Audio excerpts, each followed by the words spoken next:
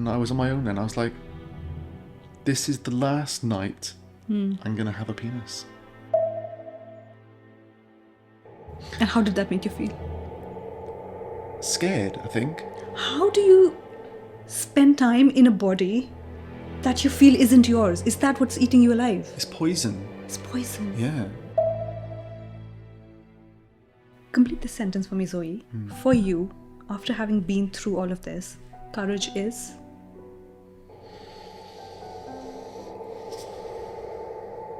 Honesty. Really? And Zoe, if you could meet Warren again,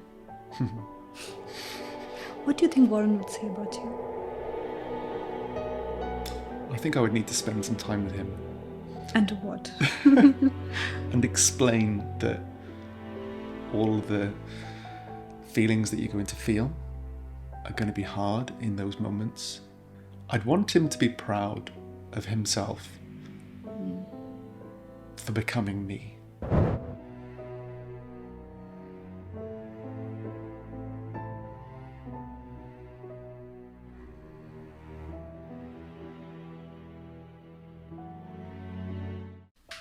It's New Year's Eve in Wales. Warren, 6'2", tall, broad, muscly, tattooed, has just gone upstairs to change for the evening whilst his wife stays back in the kitchen to cook. When Warren comes back a few minutes later, everything has changed. Warren's life, his wife's life, and the life that they have built together over the past many years. Because Warren has not come back in his usual jeans and shirt. He is wearing a midi skirt and a sparkly top. Welcome to No Ordinary Life, a podcast about real people and their real stories. I am Ruchita Misra, your forever obsessed with stories host. And today I could not be prouder to have Zoe as my guest. Zoe is a proud trans lady. Her story isn't about confused identity or guilt or shame. It is a story about radical self-honesty and the fearless price of living her truth. For over 3 decades, Zoe lived as Warren, her life dictated by society and expectation. An army man's son, a police officer's brother, husband, father. She lived this life till the mirror forced her to see the truth. Zoe is here to share her story in complete honesty. It is a story I know has to be told. It is a story I know has to be heard. But for some of you, it will challenge the way you see the world. And to you, I say one thing. Please listen to this story with an open mind. This is no ordinary life. This is no ordinary story, and I cannot wait to dive in. Zoe, welcome to the podcast.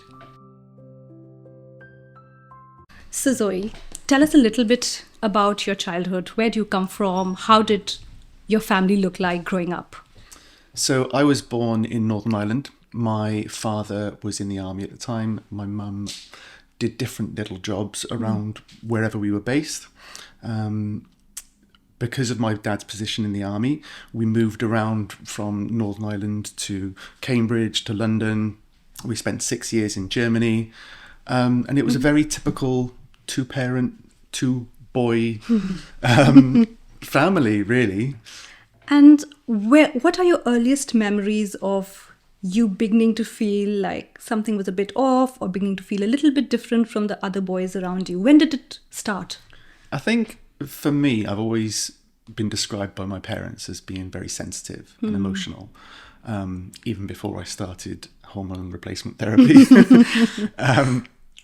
But going through this transition and this process of talking about things and all the different counselling that I've had to go through, digging deep. My earliest real memory is probably from being about 8 years old. Okay. I didn't conform to the toys that the other boys were playing Really? with. Yeah.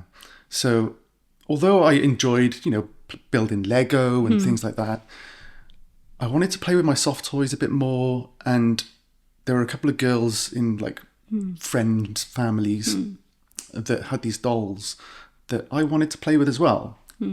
But I knew, given my dad's quite strict army background, if I was ever seen doing that, he wouldn't take it very well. Really? Even at that age, you knew that? Yeah. Okay.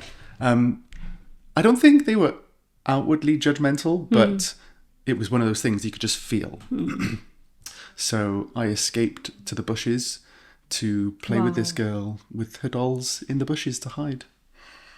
And that's the earliest time, realistically, I think, that I was doing something that I knew other boys shouldn't be doing. Shouldn't be doing. At that time, yeah. It's interesting, isn't it? So Zoe, moving on to when you're a little bit older as a teenager, or maybe early teens, what's happening now? Are you beginning to understand more about what's going on in your mind, or is it still not clear to you? Not really, no. My parents had a very generic, white, straight, hetero, like social group. So I had no experience to anything different to what that was. I remember distinctively when I was hitting puberty, being sat in the garden with my mum crying, though, because obviously at that age your body's going through all these different changes, the hormones are developing, and for boys it would change you to become more masculine and broader and bigger hands and feet, and all of those things that were happening to me felt so instinctively wrong to me. Really. And I've had these conversations with other trans women as well, and it seems to be quite a familiar thing for all trans women, that when you're going through that process, it feels more wrong than it should. The conversation I had with my mum, she just tried to reassure me that it was just a normal thing that everyone goes through. But realistically, as a trans woman or someone who, was confused about that, didn't understand that, it was more wrong. Because as if someone had been a girl born a girl, then going through those masculinizing puberty changes, it would have felt as wrong as it did for me. Oh, so it felt as wrong to you as a boy as it would have to a girl who would yeah, I mean, as much as you can think of. Imagine. Exactly, yeah. And it's very interesting because I have a son who's almost exactly the age that you're talking about, and he's so excited that his hands are getting bigger and he's getting broader, and he wants to be bigger and broader. So this is certainly not quote unquote normal. No, exactly. And also it's very interesting, Zoe, that even as parents, and I am a parent to 2 boys now, sometimes you just don't know. No, I mean, everyone's individual experience is their own.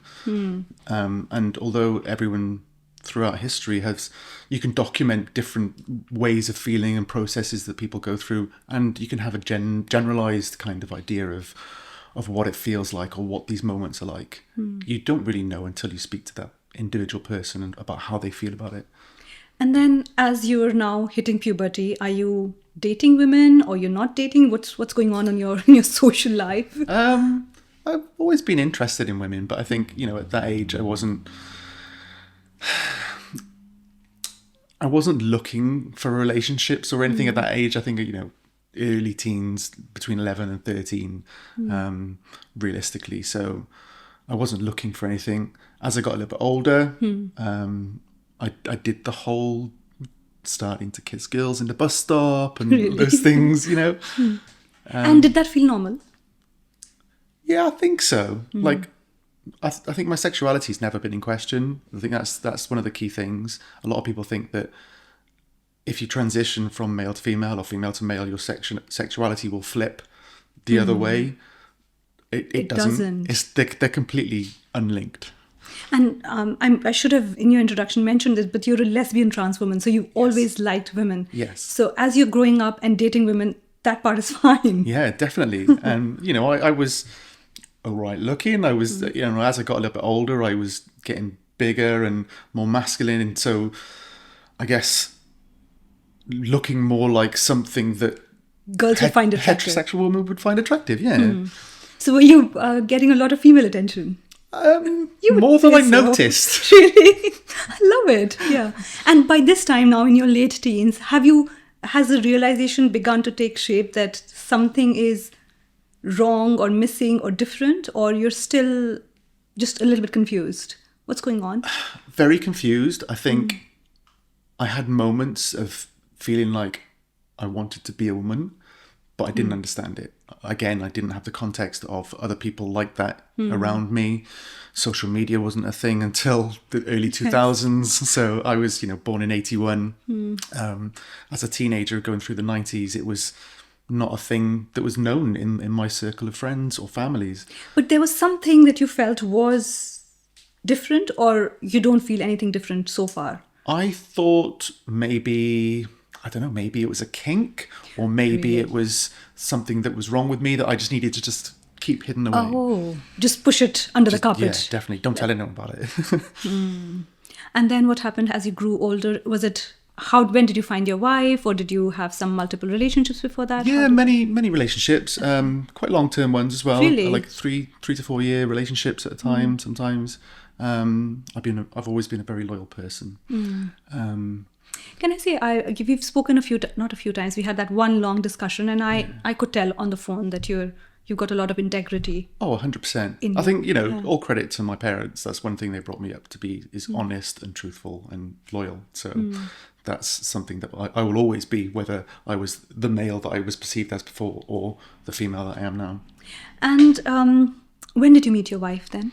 So late 20s, I'd say 27. We were married within a year. Really? So it was a very quick whirlwind. Very quick, yeah. And did she seem like your soulmate? Like, was that the person for you at that point in time? I thought so. I think whenever you start a new relationship as well, you're so obsessed with each other. So you were obsessed? Yeah. That's lovely. It was nice. And then the day after we got married, we found out that she was pregnant. Really? Yeah. Oh, wow. So within 3 years of knowing each other, we got married and we had 2 kids. Wow. We were living together, and I became the breadwinning father, husband that society wanted me to be. And how do you look like now? Because obviously you're very tall. Yeah. And in my head, you've got lots of muscles and you've got tattoos. So are you a man's man? At least visually. Yeah, I think at that point, I didn't have tattoos. I was quite slim-ish. I was probably masculine, but physically a little bit androgynous. Really? Yeah. I did have some facial hair, and I had quite punky hairstyle with like red highlights and stuff like that. Okay. I've always been into the black and red thing. And I was a singer in a band, so she was into that. That was quite good. I think as the years progressed, and I started to feel more of these feelings of wanting to be a woman. I'm air quoting here because obviously, I didn't realise that I was a woman inside. So what's going on in your head? So now you are a husband and a father to 2 little children, but this feeling that you are a woman is Still becoming stronger and stronger. Yeah, definitely. Especially as I was, like, my wife at the time was very open-minded about the world. She had gay friends. Your wife, yeah. Yeah.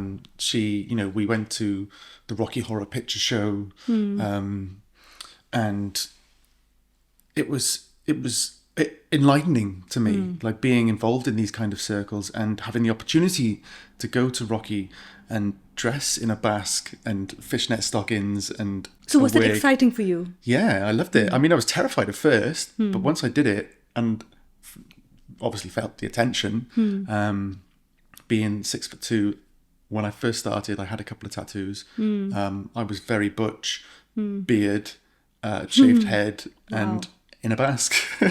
And I had a lot of attention. And did you enjoy that But attention? I loved wearing the clothes Really? more than the attention.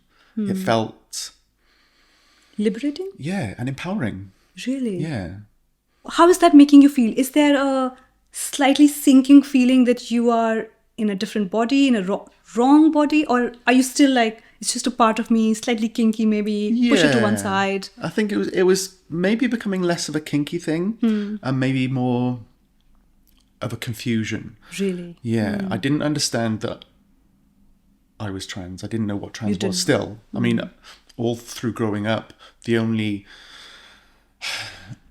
hearing of transness was, as I was a teenager, hearing about the local, I'm air quoting again, tranny, the transsexual, the cross-dresser who was vilified within our community. And I didn't want to be associated with that. All the stories that you do hear at that time were very slim anyway. They...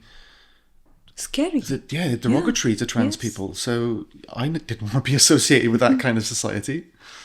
And then, so how did this begin to take shape? What happened next that gave it shape, this I idea? think what really sparked me digging into who I was I was, how old have I been?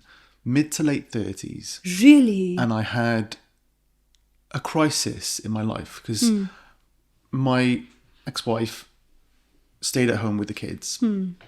I was going to work. I was working a lot of hours.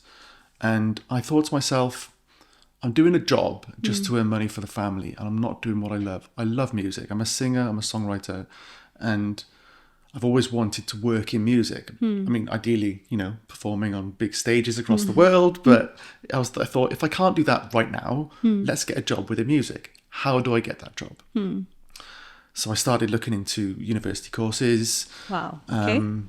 And I really I really became interested in sound engineering. Okay. So I looked into the different courses within Cardiff, weighed up all the financials, and I thought, this is before I'd even spoken to my wife. I thought, you know what, we could probably do it. Okay. Like financially, we can survive with all of our outgoings. And how many years was that course going to be for? It was for 3 years. Okay. And I sat her down and I had a chat about it. She was scared at first, but I explained everything. I showed her all the figures that I'd worked out, and she's like, oh, wow. Okay. For me, I wanted to do something that I would love for the rest of my life. And also to show to my kids that it doesn't matter what age you are, if there's something you're passionate about and you can do it, go for it. Just do it. Yeah. Don't let anything stop you. And so I did. Okay. And then when I dived into university, I had a lot more free time on my hand between lectures, walking to and from uni, and I was amongst a much more diverse, younger crowd as well. Really? Because they were all like late teens, early 20s. And this lot was far more in tune with their sexuality 100%. than you had been so far. Yeah, well, social media was obviously a much bigger thing than it was. So people talked about these things a lot more. People were a lot more open about being LGBTQ. And Zoe, when you're listening to this conversation, in your head, is there a little bell tingling saying, this could be me, this could be me? Yeah, I mean, there weren't any trans people within my course, but the queerness really resonated with me. Really? And I was leaning more from the point of looking at women as attractive, going, I'd like to wear that, or I'd like my hair like that, or, wow. I'd like to be seen like that. I'd like to try that makeup, and thinking, why am I having these feelings? And so I started Googling all these different feelings without using any terminology. And every time it came back, trans. And it terrified me, especially some of the YouTube videos I would watch and the stories I would read about families that were lost and friends. Oh my God. And just being rejected by society. I thought, I can't do that. That must be really hard, Zoe, because you are looking at all of this, slowly realizing that this is you. Yeah. But also then able to see what the cost of it could potentially be. 100%. I didn't want to lose my family. I didn't want to lose my kids. I didn't want to lose my job, my band at the time that I had. Didn't want to be kicked off the course. These were all potential things that could happen. And I thought... I'm having a sinking... Yeah, it was terrifying. And I thought, I can't do that. I've lived my life nearly 40 years as a man. Let's just push it back. Let's just live the rest of my life. I can't go through that. I can't risk it all. It was too scary. 100%. But I did that for another 9-10 months, I'd say. And it ate me up. Really? So what was it doing to you? This period where you're trying to deny your truth? Well, I knew who I was then. And I knew that, or at least at that time, I felt that I would never be able to be the person that I knew I was. And how is it feeling right now, Zoe? So you now know you're in the wrong body. Is that the feeling in your mind? Yeah, definitely. And, I looked into all the different surgeries that I could get. But Zoe, tell me one thing. How do you spend time in a body that you feel isn't yours? Is that what's eating you alive? It's poison. It's poison. Yeah. It eats you alive because, my mental health decreased. I was depressed and anxious all the time. I was trying to grow my hair out, shaving off my beard, waxing my body hair. Really? To be more and more feminine. As feminine as I could without giving too much away. Because I was quite alternative, I could wear a little bit of nail polish and maybe a little bit of eyeliner here and there, but nothing too extreme. But I knew it was wrong. And Zoe, so far in your story, nobody in your family knows any of this. Oh my God. Not a clue. Not even my wife. Was there anybody that you discussed this with so far? No, it's just just me. Scary secret where you're not the man that everybody thinks you are. Yeah. All my demons eating me up and just destroying me from within. Wow. Have you ever questioned why me? Yeah. I often, not so much these days because I'm in a much better place. I can see, yeah. But definitely throughout my transition, I've said quite often, I don't choose to be trans. I often wish that I wasn't trans. I use my confidence now to hopefully do things like this and the stuff I do on social media and the stuff I do with my band to show people that you can be trans and live your best life. But because of all of the ways that I was feeling, and I knew that I would never be comparable to a biological woman, I didn't want to be trans. If I could have been born a boy and happy being a boy my whole life, you would great. Have been happy. If I'd have been born a girl, great. But I wasn't. This is the life. These are the cards that I've been dealt, and I have to play them as best I can. And then what happened? So you're now a few months trying to live this double life, but it's not working out, is it? No. Well, we did a couple of fancy dress parties, and I'd often choose to dress in feminine outfits. We had our 10-year wedding anniversary in... And did you dress as a woman? Yeah. So really, this Zoe? is December 2018. Wasn't that a clue for your... Well, not really, because I'd kind of dabbled a little bit in events, so it wasn't too much. But it was a fancy dress themed party that we'd organised for our wedding anniversary.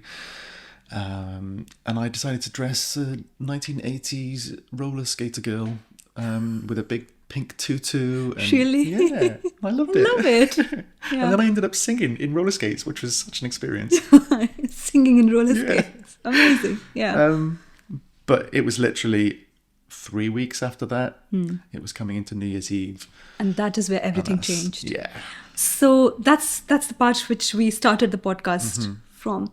So explain to me, Zoe, when you're sat at the kitchen table, knowing that you would have planned that evening you're going to wear your feminine clothes and have that discussion, how terrified are you? I'd been trying to work up the courage to tell her for a long time. And I never found the right moment. I kept having those demons telling me that I would lose everything. So I thought, this is it. I was going to tell her on our anniversary, the last point. I just need to tell her, this is who I am. I got to risk it because I can't live my life any longer. I think you'd reached that point where lying anymore was not an option for you. No, I was depressed. I was getting grumpy all the time. I was probably drinking a bit too much. And I just wasn't the person that I wanted to be. Not even as a man. Like, I couldn't be that unlikable person that I was becoming. So what happened that evening? Well, we discussed kind of dressing up for our little home New Year's party. Okay. She didn't really want to in the end because it was quite stressful. The kids were a bit raucous. But, we were having a couple of glasses of Prosecco and prepping the food. And I said, I'm going to go get changed. She's like, all right, I'll get changed after you. So I went up and I got changed. and I put on a little skirt, and I put on a sparkly top, and I did my makeup a little bit. And then I came down and I got myself another glass of Prosecco and I put some things in the oven, and she's just looking at me. And she said, "Oh, I didn't think we were dressing up like that." And she asked me to sit down. Wow. And then said, "Do you want to be a woman?" Really? Yeah. And what did you say? And I just started crying and told her everything. How long was that conversation? A long one? Probably wasn't as long as it needed to be. Really? I think we spent the next couple of months every single night up late in bed chatting about all the different things that I'd been feeling and all the different things that, you know, our life could become or could possibly lean into. And yeah, it was a very ropey couple of months. And then what happened? What happened at the end of those few months of chatting? Well, within literally probably the first month, we told the kids. And how did you tell the kids? What did you say to them? Well, she sat them down and she said, we want to tell you something. How would you feel? Because I'd been going to work as a man, coming home and dressing as a woman. And she asked them, how would you feel if Daddy was like this more often? She explained about transgenderism and that I wanted to become a woman and I would be changing my name to Zoey because that's something that we discussed. And they just looked at me playing their video game and they said, as long as she's happy. Really? And they just carried on playing their video game. Oh my God. How old were they, your kids, at this stage? Oh gosh, 2019, so they would have been, hang on, about 10? Yeah, about 9, 10, something like that. Yeah. So they were accepting of this change? Just didn't even bother them at all. And you told me, Zoe, that when you told your wife about transitioning into a woman, one of the things she really wanted was to have another child. Yes. But that didn't happen. No, it was hard. We'd had 2 miscarriages up until that point. Sorry to hear that, yeah. Thank you. And they were both hard to deal with, but we wanted a bigger family. She especially wanted a bigger family. One of the things that I had to deal with was I'd been living with this for my whole life and living with the knowledge of exactly who I was for at least a year. For her, it was brand new. Yeah. So she thought, we could take our time. You know, we can do things slowly. I see. And, you know, we can keep trying for a baby. And after that happens, you can start your hormones and look into surgeries and everything else. But I couldn't, within a few months, I couldn't keep doing it. I couldn't keep myself back. I had to become me. I had to throw myself into it and do whatever I could do, go down all the right channels, speak to the right doctors and do these things. I know. Yeah. So that was very hard for her. It was hard for me to say no because we tried for a few months and it didn't work. But I needed to start my journey. I couldn't just be constantly shaving and wearing makeup and feeling like that tranny that I knew of when I was a child. Every single day I needed to become a woman in the eyes of the world, not only myself, you know. Because in your eyes you're already a woman, aren't you? Inside you are, but I didn't look like it outside, and that was not. It was killing me still, yeah, because I was still in the wrong body. You know, I'm trying to imagine how it would feel like because you cannot escape your body. No. You're with your body all the time. I mean, for How me, do you do that? Yeah, when people ask me that kind of question, I'm like, imagine tomorrow you wake up and suddenly you're in a 6'2", butch, masculine body with a beard. How would you feel in that moment? Scared. You'd be like, this is not my body. No. What is this? Wow.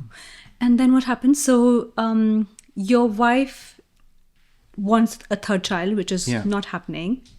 So do you keep the marriage? Do you... Yeah, she was quite open-minded, like I said before.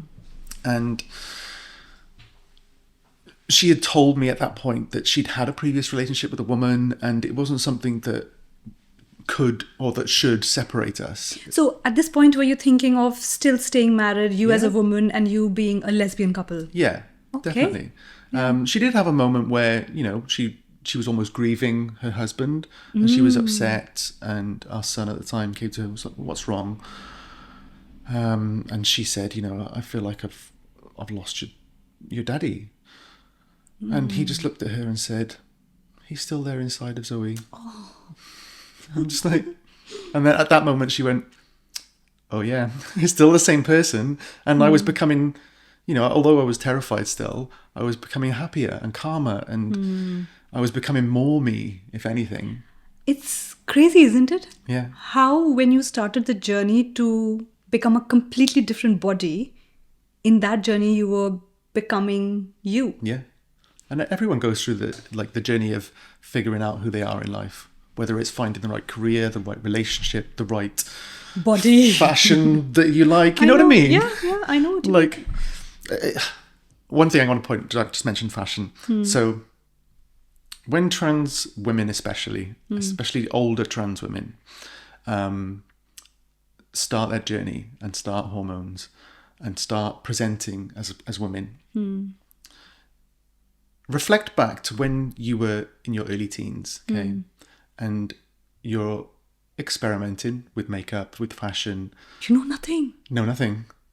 I'm sure if you were to look back at some of the outfits that you put together. Horrible. No, I don't want to look at those pictures. But imagine doing that as a almost 40-year-old, wearing some silly tight mini skirts and crop tops. You've lost time, haven't you? Where you would have figured your fashion out. Exactly. You got to do it all again. You got to go through puberty again, basically. Puberty at 40. Yeah, and it's terrifying. And so then what happened, Zoe? When so things are not well between your wife and you now, are they? There are some good moments. Okay. Like, she is supportive, but we didn't get the child. I'd started hormones and I was looking into surgical route and ways of becoming more woman. How was that first appointment when you went to the doctor to say, I want to start this journey? What was going on in your mind then? We went together. Really? Yeah. She supported me a lot in those early days. Do you know, I'm saying really so much on this podcast because I'm just so amazed. My life is a shock. So your wife went with you to the doctor to discuss your transition. Yeah. And I was quite nervous, obviously. But I had the nicest GP. Really? Honestly. God bless the GPs. Honestly, I've had some amazing doctors, and the surgery that I use is still the same surgery. The receptionists all know me. They see me walking up the path to the surgery and they get my prescriptions ready. Like, it's amazing. But tell me one thing, Zoe, when you're going to the doctor, that's almost the point of no return, right? Yeah. Because so far it's been in your head, that's something you want to do. Yeah. But the moment you start treatment, you can't go back. No. But there is no doubt in your head. No, not at all. It was all or nothing. I either had to be me or be the person I was before suppressing these things. And I couldn't be that ugly person. No. Not ugly like externally, but ugly inside. And that's what matters more than anything external. You have to be you. You can't...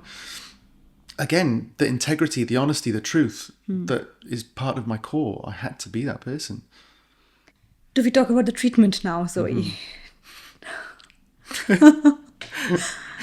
Tell us what you would like to tell us. How does it happen? What happens?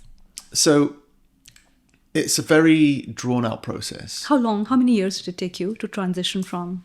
So I started hormones in the summer of 2019.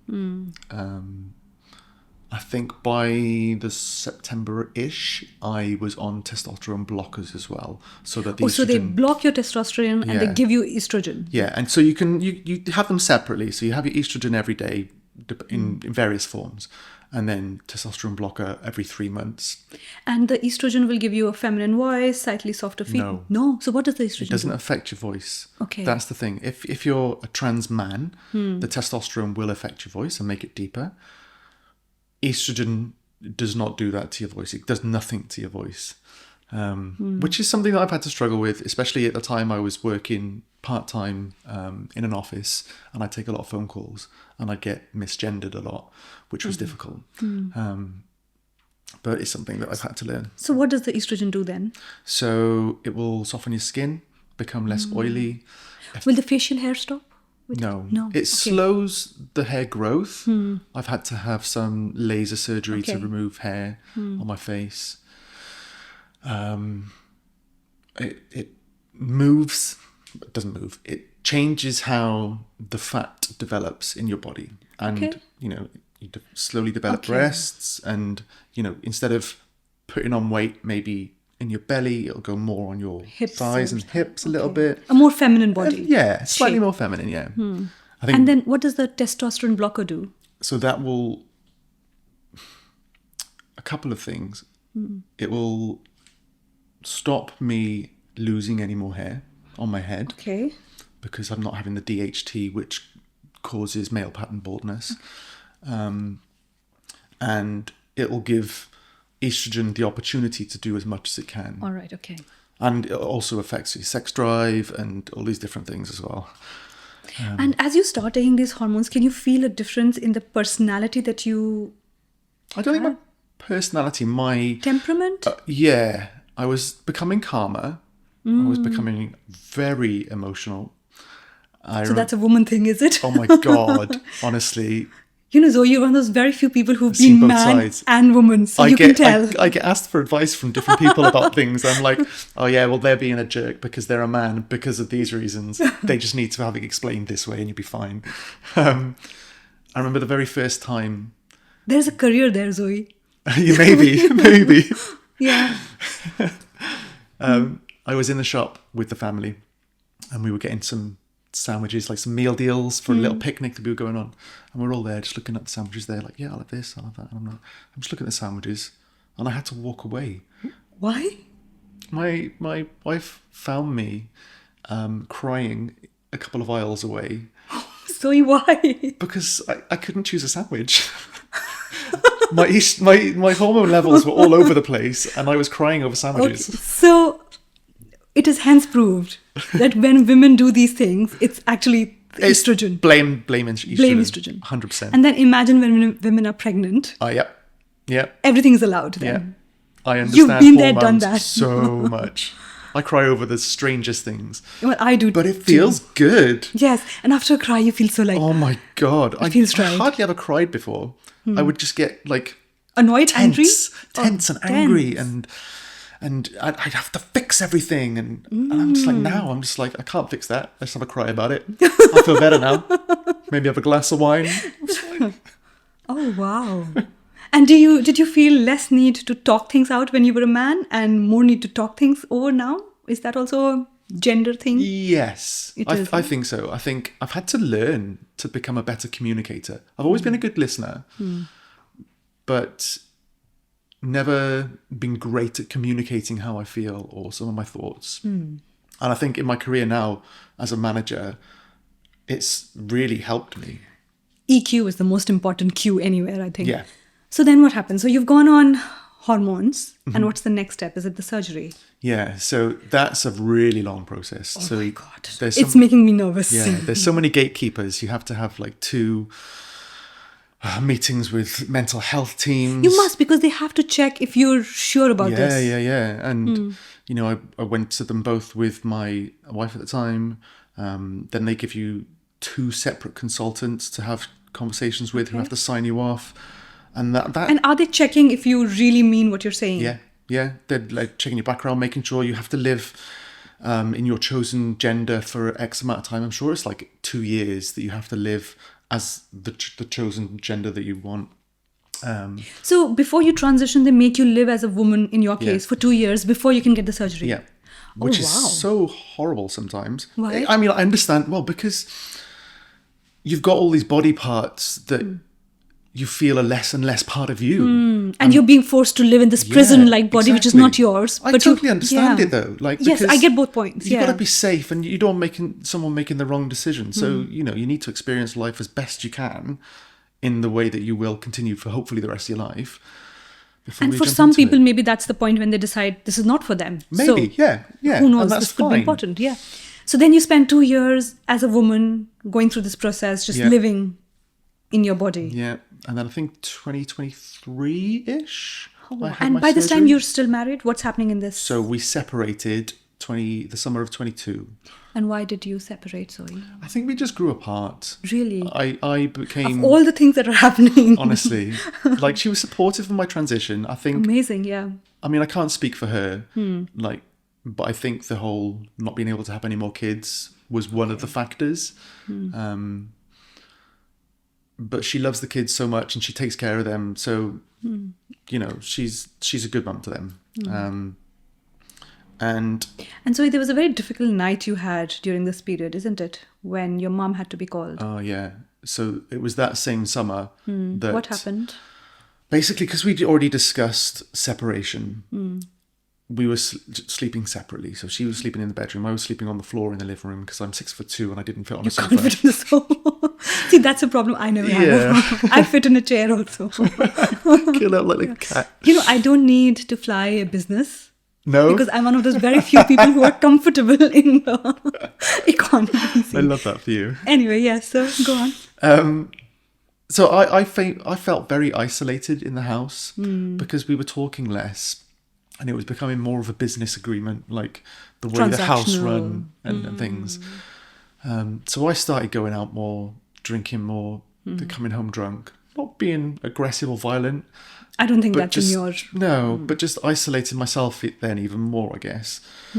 And it was very toxic. It was a horrible environment for all of us. And I got to the point where it really took its toll. I'd been out drinking and I'm on social media and I'm walking home crying and saying all these things on social media.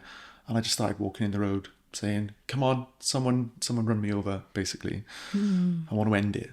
I didn't want to physically end it myself, but I wanted if I gave the power to someone else to hit me and kill me, then that was all right in my mind. Scary. And a few friends reached out. Someone got in touch with my mum who had seen it, and she came and basically collected me, and I went to stay with her. And at this point in time, what's your relation? So, do your mum, dad, brother, do they now know that you're transitioning? Yeah, my mum and everyone knew. My dad didn't really understand. He's always been... He's army, right? Yeah. I mean, he's a man's man. He's ex-army. He was a policeman for a while. Wow. And I think he was a security officer in an airport then as well. So he's done all that kind of very typical generic stuff. He's always thought that everything I've chosen to do in my life has been just a whim, just a fad. Like when I first picked up a guitar, you're not going to do that for long. I'm like, well, I was 13 when I started that. And I've been doing it for 30 years. So I think it's part of my... so he thought the same with this. But obviously, the things that I put myself through, it's not just a fad. No, it's not. And he's much more accepting now. And your mum accepted that? My mum struggled at first, but we've had many conversations over the years to explain some of the ways I've been feeling. And she's gone, oh yeah, well, this makes sense now because of how you were back then. I just thought you were emotional or sensitive, but I see it like this now. And she struggled with the pronouns and names at first. It's a hard thing, Zoe. She knew me for 30 odd years as her son. So, it's... And what's happening at work now before you go into the surgery? Are you still dressing up as a man or are you dressing up as a woman at work? I did it for about a month, going to work as a man, and I couldn't do it anymore. So by the February of 2019, I legally changed my name, emailed work. And how was work about it? They were amazing. Really? It's amazing. Honestly, so amazing.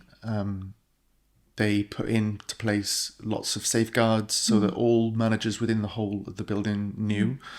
I worked in a distribution centre in the office, so there was a whole warehouse team of men's men, and a small office of about 11, 12 of us, maybe 13. And everyone was aware of my situation. All of my logins had been changed. All my email addresses had been changed. How does it feel, Zoe, when you come back? So you were Warren before. Yeah. So you come to office on that day. Yeah. And it's Zoey Allen. What are you feeling? It was really good. Really, really good. I love that they put all that into place. I wasn't sure how I would be received in the office.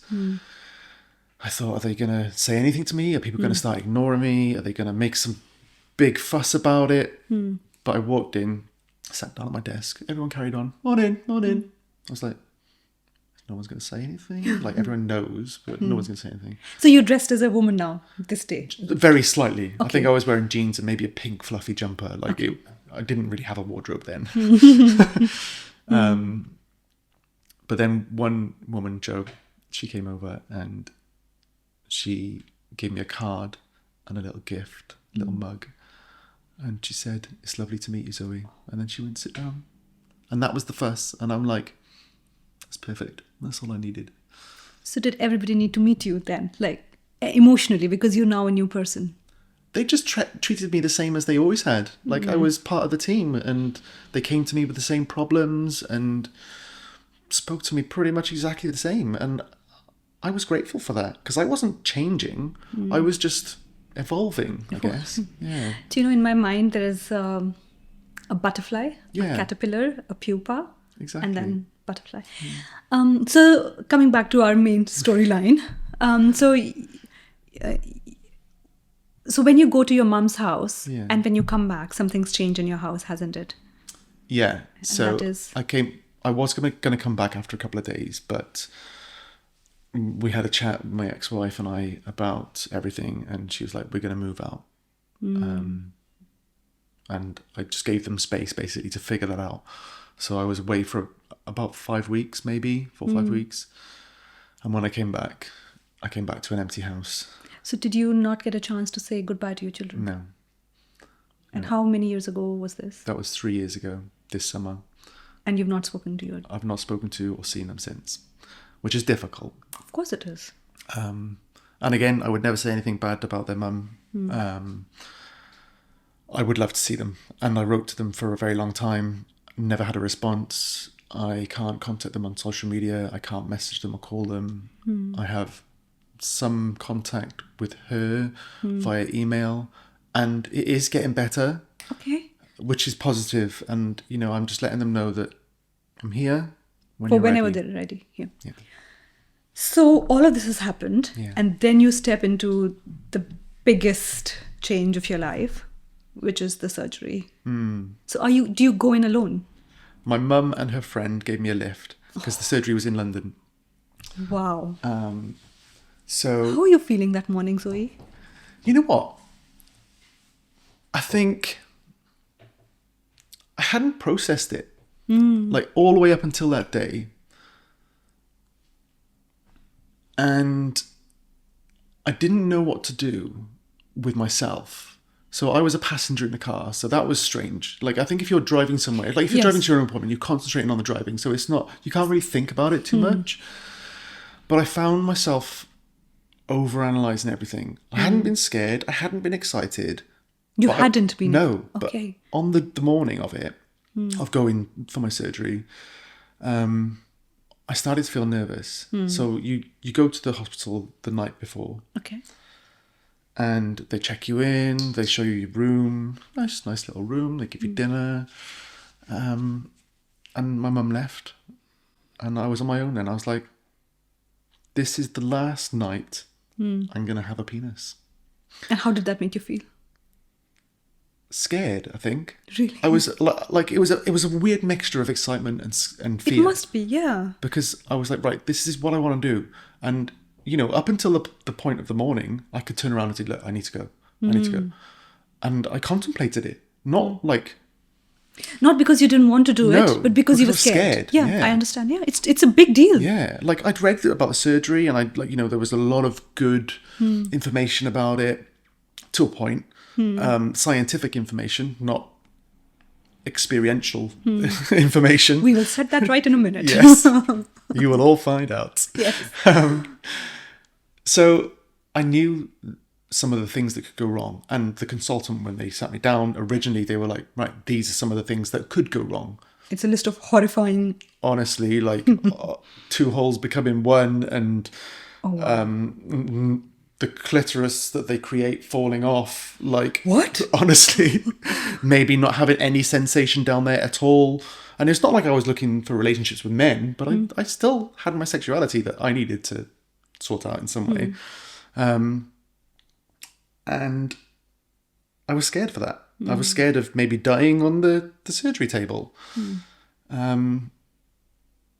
But these things have a way of sorting themselves out. If you just stew in those feelings, then one way or the other, you begin to feel a definite, I'm mostly scared, but I want to do this. Yeah. By morning, you... I still felt everything by morning. You I like everything. Okay. But I was like, this is what I got to do. Like, I'm terrified, and all of these bad things could happen, but I need to just do it. And that's fascinating. Yeah. Like, as somebody who's not felt ever that I'm in the wrong body, Yeah. this is fascinating. So, explain this to me, Zoe. If you're okay with explaining this Yeah, to fine. us. You've got that smile. Yes, bring it on. What do they do? How does it all work? So, scientifically, they invert the penis. So they cut the penis. So they essentially do a slice from one end to the other. Do an orchiectomy, whatever it is, removing the testes. Okay.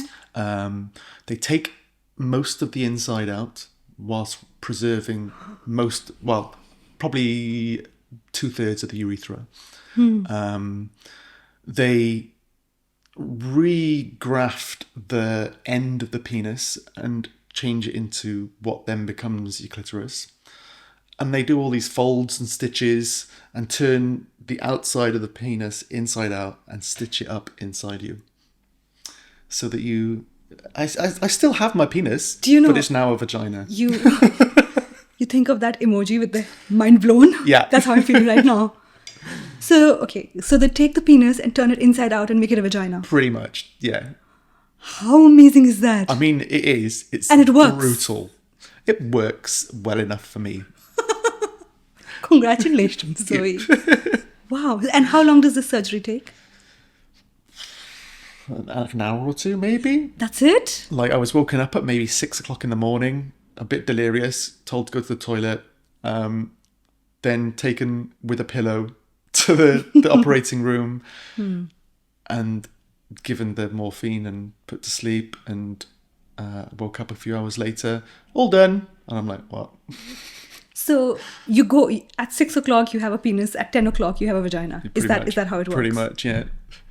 Really? Yeah. The wonders of modern science. It was brutal afterwards. Yeah. The recovery must have been... At least 6 months, I'd say, before I was able to sit properly. Yeah. And how are you feeling? So you're alone during this period of time because your wife is obviously not there. Yeah. How are you? Are you recovering alone? I went to stay with my mum for 6 or 7 weeks. Right after the surgery. Yeah, You can't. I can't drive. No. Yeah. So she'd pick me up. I stayed with her. I literally couldn't, even on a soft sofa, I couldn't sit down straight. So would you just be lying down most of the Laying time? down all the time. And you have to, because straight after surgery, you have to dilate 3 times a day. So they give you these plastic rods, essentially, that you have to put inside you and hold inside you for a certain amount of time. That sounds brutal. Just to stop it Collapsing prolapsing, I inwards. guess. And making sure that it all heals in place. What was the hardest part of this 6 months that it took you to recover? Of the many horrors I can see medically.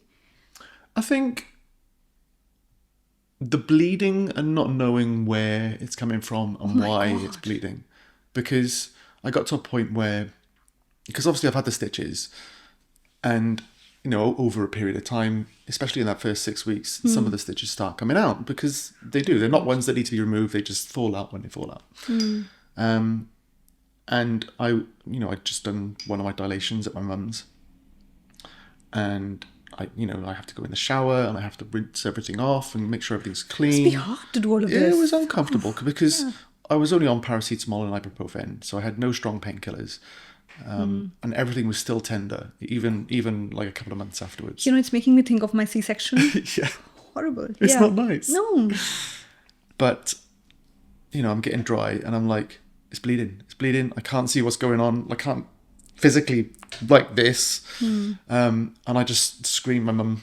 I was like, Mum, I'm bleeding. Oh dear. So then you rush back to the hospital. No, she came up. She checked. Your mum. Yeah, I said, look, Bless I Mum. really don't want to put you through this. Like, you shouldn't have to see this, but if anyone has to, Let it be mum. it's you. Yeah. And she had a she's like, it's just when it stitches, there's like a tiny little bit. It's fine. Okay, It's so she fine. calmed you down. Nothing's like come open. You're fine. So I just patted things dry. Because you're wondering what's fallen off, right? Like, you see blood, yeah. and you can't see where it's coming from. Of course, and, it's scary. And you feel, I towel dried myself, and I felt something pull, and then I started bleeding. And I thought maybe a stitch has come out. I kind of knew that, but I thought maybe something's opened up where it's been stitched together, and the stitches come out. But it hadn't. I was fine. So, what was the hardest in all of this? Recovery post-surgery?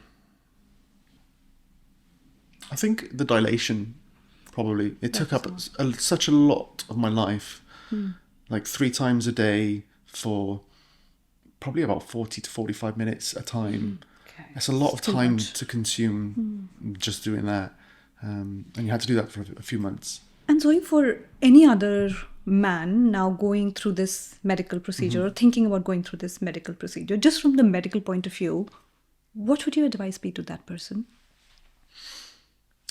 What would you say to him?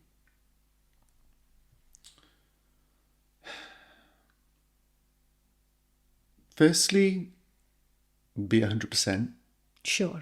because it's major surgery that changes your body for life. Be patient with yourself, because although they say you should be healed in X amount of time, it's different for everyone. I finally stopped having any blood by the November, and I had my surgery in the May. So Wow. it was 6 months before it all completely stopped and everything was fine. And just be patient with yourself. You got to learn how to do everything again. Oh, and probably the best piece of advice is, if you need to go to the toilet, once you've had it, go to the toilet. You cannot hold it like you used to hold it. You've got less urethra and you have got less muscles around it. So if I need a wee, I'm sorry, You I'm have to going go. for a wee. Good to know that. So Zoe, now tell me, all of this surgery has happened. You are now living in Cardiff. You're Yeah. a singer. You have a jewelry business. Yeah. You have written a couple of books. You're writing some more. You have a full-time job. What else? What else are you doing? So how is life looking? I know there is some dark clouds because you can't Yeah. meet your children. So there is been some fallout out of all of Sure. this. But overall, how is life looking for you right now? I have the best relationship with my mother that I've ever Really? had. Why? Why is it the best now? Because you're more you? Yeah. And I think that she's realised that I'm the daughter she's never had. So I can talk to her and she can talk to me about things that we would never have spoken about before. And you've also been through a few things. Exactly. She's seen She's seen a fair bit. a fair bit. Metaphorically and Yeah. physically. Okay. Um, Do you think it's changed her as well, this whole journey? It's an extraordinary journey for a parent as well, right? And especially 100%. coming from the generation that your Yeah. mum must have. It's Yeah. a big deal. She's, like I said, she never had any openly queer people in her circle of friends. And to now have a trans daughter, she's had to change a lot of the ways that she communicates to people. She tells people about her daughter now, and when people ask, she tells them that I'm trans. She's told people about my business, which is like obviously making queer jewelry. So she's proud, but it's taken a bit of self-education to get to that point. Very quickly, on the complex world of dating, this was never about sex for you, was it? This was more about your identity. Oh, This- yeah, 100%. It had nothing. Yeah. No. And I think you said to me on the call that you never hoped to find love. No, I never. Especially after things broke down with my ex, I thought, I'm going to live my life.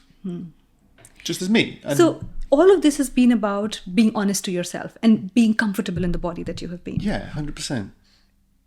But now that you are dating or looking at dating, how is it? Are you dating? Are you not dating? Is it good? Is it bad? Is there a lot of fish in the pond, or is it difficult? God. I mean, I kind of wish. I get a lot more attention these days for Can my I say appearance. you're a very good-looking woman. Thank Zoe. you. I appreciate that. But the attention I get is very different to the attention I got before. How so? So I didn't notice before. I was so oblivious to women flirting with me in the past as a man. Because I wasn't looking, I wasn't interested, so I just And you were didn't even notice preoccupied it. with this big problem in your life, Exactly. isn't it? Yeah.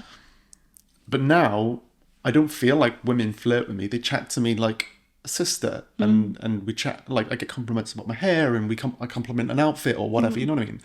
It's a safer conversation, isn't it? Yeah, The definitely. sisterhood. Exactly. Welcome to the sisterhood. But I'm like, at this point, then, how do I find someone that I can maybe spend my life with? And I wasn't looking for this for a long time after my marriage broke down.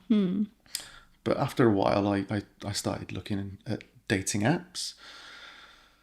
That must have been hard. I mean, dating is hard as a woman or a man, but a trans lesbian, Exactly. I was like, can't be easy. So do I find a queer dating app? And they're really hard to find anyway. But then, it's generally, for gay men or for gay women, or maybe someone who's bisexual. But it's quite often it's like biological men or biological women. And I'm like, okay, well, I'm not. So I need to find someone who's interested in trans women. How does that work out? And I'm only interested in biological women. Like, and that is just my sexuality. And I'm like, and that's that. And there was no real apps or anything like that. I wasn't really getting out much to meet people. There's another business idea right there, Zoe. Maybe that's what it is. Yeah. So how is it? Do you have somebody? Do you not have somebody? Or you don't want to talk about it? See, you're smiling, Zoe.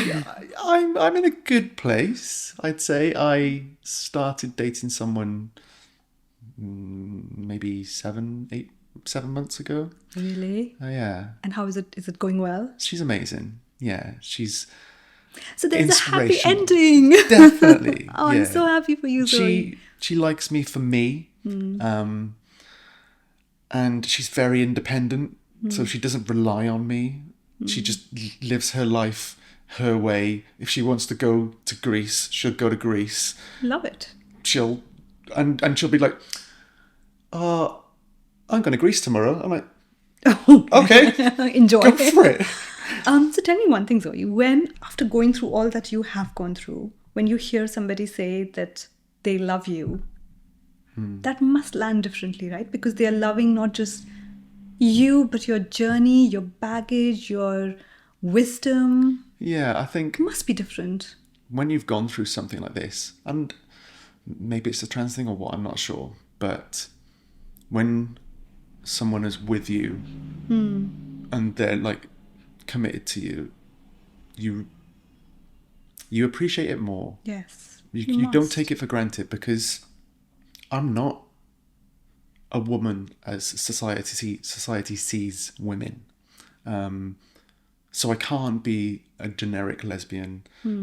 I am transgender. I was male. I am now female. But I'm neither at the same time. I'm somewhere in between. I can be as feminine as I want. I can get surgeries, all I want. But I will never be entirely a quote-unquote woman. I can be as much of a woman as I need to be. And I'm accept appreciated that. Yeah. as that. Yeah. And that is amazing. Complete this sentence for me, Zoe. For you, after having been through all of this, courage is?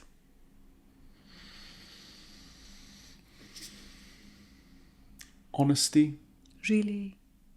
I think being honest and true to yourself in whatever that is, because people keep so many secrets from themselves and from their loved ones that might be irrelevant and might not matter to anything. But I think if you can be entirely honest about everything that you think and feel, then what's going to hold you back? What do you have to fear? Nothing. There's nothing to hide. You just put it all out there. And that's how I live my life. And Zoe, if you could meet Warren again, what do you think Warren would say about you?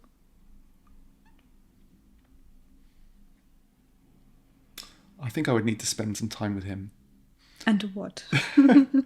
And explain that all of the feelings that you're going to feel, all of the hurdles that you're going to face are going to be hard in those moments, but you will overcome them. And what will he say to you if he sees you now? I'd want him to be proud of himself for becoming me. But I worry, depending on the timeline of when I spoke to Warren. Which Warren you're speaking to? Yeah. Whether in my ill-educated moments in my life, whether he would be judgmental. Really? Yeah. And not from his own personality, but from his experience, from Of the the people world around around him. Yeah. And Zoe, finally, if there is somebody else watching the podcast right now who is in a similar position to you, and by that I don't mean that this is a man wanting to be a woman or a woman wanting to be a man, but anybody who is leading a life that does not feel true to them, for whatever reason, what will you say to them? Take that first step. Look at yourself in the mirror first. Tell yourself the things that you're feeling, and then speak to other people. Because the truth always comes out, and you can let it eat you up, or you can embrace it. And Zoe, my last question is, through all that you've been through, has there been any regret?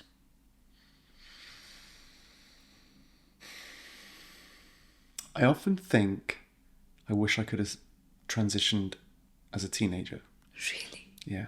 But I would never have my children. And I wouldn't be the person I am today. I'd lead a very different life. Maybe I'd be happier, maybe I wouldn't. But I am who I am because of the things that I've gone through, because of the hurt that I've had, because of the positive things that I've been through, because of the people I've met, the people I've been in relationships with. All of these things have built me to the person I am today. I don't think I would change anything. I would like to have the knowledge to experience them better, maybe. But I'd always want to be me. You are woman, Thank you. as your song says. I am one, yeah.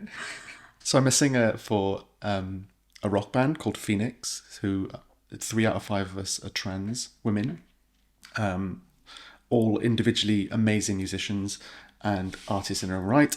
I also have a bunch of my own solo material out there under my name with my latest single that came out in June called I Am Woman. So check it out on all. What a conversation. Thank you, Zoe, for sharing your story with us as honestly as you did. Today, we met 2 people. Warren, whose life was dictated by expectations, and then Zoe, whose life stood in truth. But the truth came with a cost. But the cost came with an upside, and that beautiful upside is that Zoe can now live in her truth and freely express herself. There are many things that have been going on in my mind as I listen to Zoe, but most importantly, this one thought. We have very little time on this planet, and I think we owe it to ourselves, to the parents who gave birth to us, and people around us to live that life in the most authentic way possible. Some of us watching might have little pieces of inauthenticity in our life. Maybe our challenges are not as big as Zoe's. Maybe it's a job, maybe it's a city, maybe it's a relationship. But if there is one thing that you will take from this podcast, let it be this. If Zoe, knowing all that she knew, fully aware of the huge mountains she would have to climb to get to that authentic true self, could do it, then perhaps you and I can give it a try at least. And here is my parting shot. Find your truth before your truth finds you. This was no ordinary story. This certainly is no ordinary life. Thank you for watching and see you next time.